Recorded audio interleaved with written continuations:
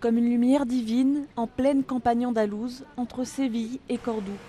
Sur cette tour se concentre 1000 fois l'énergie qui arrive sur la Terre, grâce aux rayons reflétés par ces 2600 miroirs dont l'orientation s'ajuste en fonction de la position du Soleil. La quantité d'énergie que nous produisons par an est l'équivalent de la consommation moyenne de 30 000 foyers espagnols.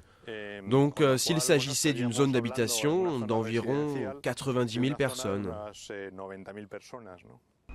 La chaleur accumulée en haut de la tour est absorbée par un mélange de sel fondu emmagasiné dans cette grande cuve.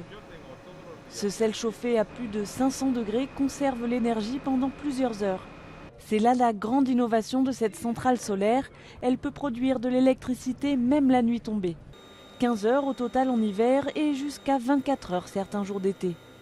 Le sel chauffé permet ensuite de générer de la vapeur comme dans une centrale thermique classique. Nous nous trouvons en ce moment même dans le moteur, dans le cœur de la centrale. Toute la vapeur arrive dans cette turbine qui transforme la vapeur en mouvement en 2 étapes. Et le mouvement pousse l'alternateur qui fonctionne comme la dynamo d'un vélo, qui produit de l'électricité en tournant.